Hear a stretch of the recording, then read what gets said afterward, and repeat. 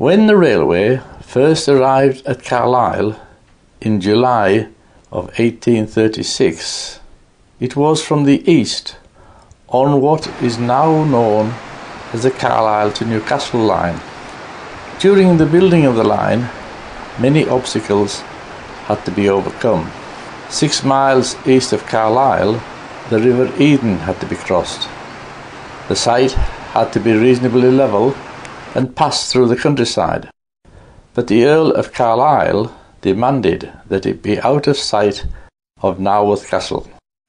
As a director of the railways, however, Henry Howard of Corby Castle was open to persuasion once he had seen that it would pass near Corby Castle and that it would be an asset to the landscape.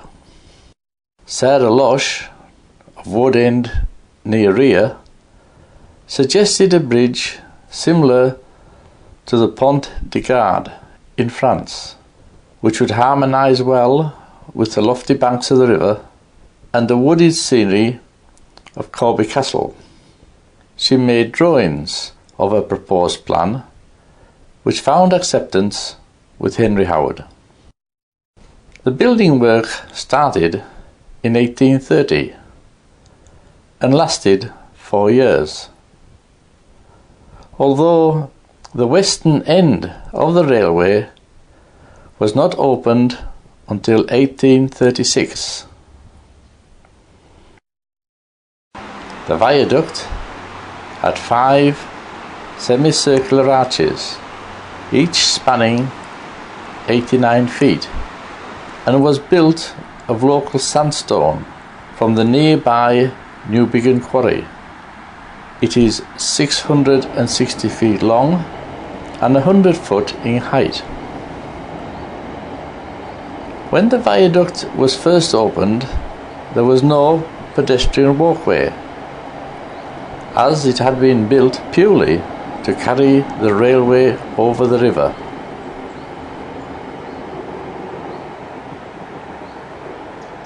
However, to walk along the railway tracks was a convenient, if not dangerous, way of crossing the river between the two villages, and it saved the ferry fare.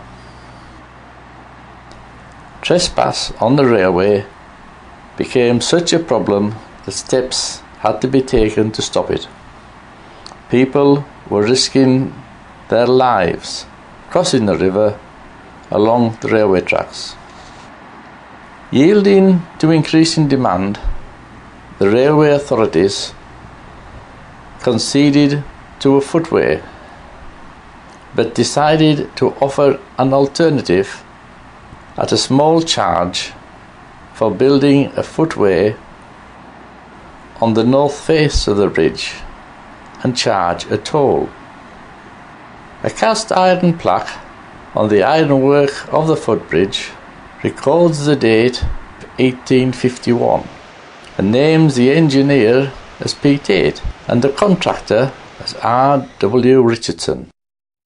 To ensure that the toll was collected, there was a small window with a cash slot at Wetheral station, and at Corby level crossings, a wooden collection box was built onto the house of the crossing keeper. The toll was very unpopular, and in 1955 the argument about the toll reached the attention of the national press. The Daily Mail reported they call it the 2-penny village. An extra 2 pence was added to every train ticket, to every bus ride, to every bill paid in the shop across the river, and even to a call out of the doctor. The article went on to explain that the villagers considered that the British Transport Commission had no authority to levy the toll. A retired engineer living in Wetheral had looked up the original Act of Parliament and found that it did not apply to the footbridge. What did the Commission do about that? They painted out the reference of the Act and still charged a penny. The footbridge was subject to a halfpenny each way, and when British Rail raised it to 1 penny each way, there was a loud outcry from both sides of the river. Eventually, in 1956, after a great deal of trouble, the efforts of the parish council bore fruit and the toll was ended. More than 160 years after the footbridge was erected, it is still in full use, enjoyed by local and visitor alike. The views from the walkway are stunning, and one cannot but be inspired by the engineers who constructed it. Wetheral Station is very well kept, as is the station master's garden. We are, of course, informed that tickets for the journey from the station are to be purchased on the train. The eastbound side of the track was very busy with holidaymakers on the day that we visited. The 12:38 from Carlisle.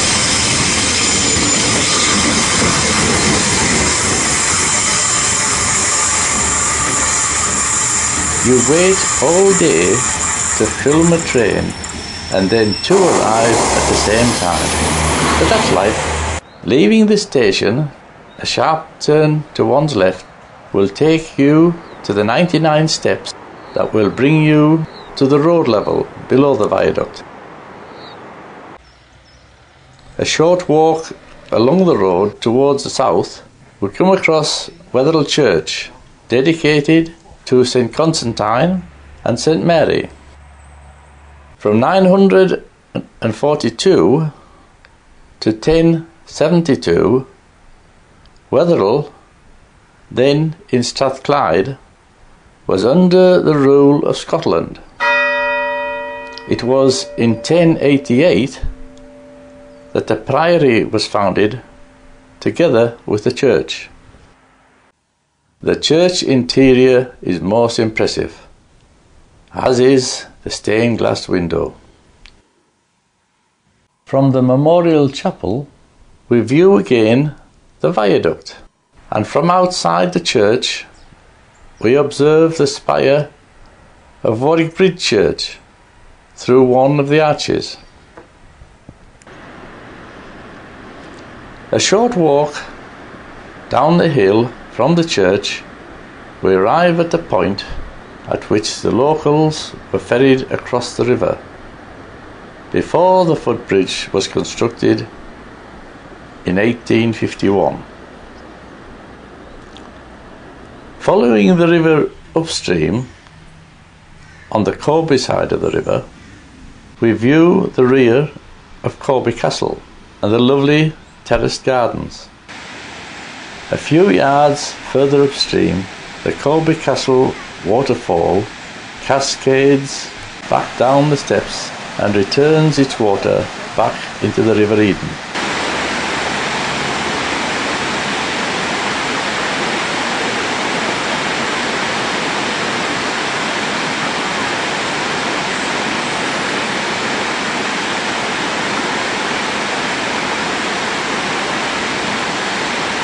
The statue in the garden is of Lord Nelson.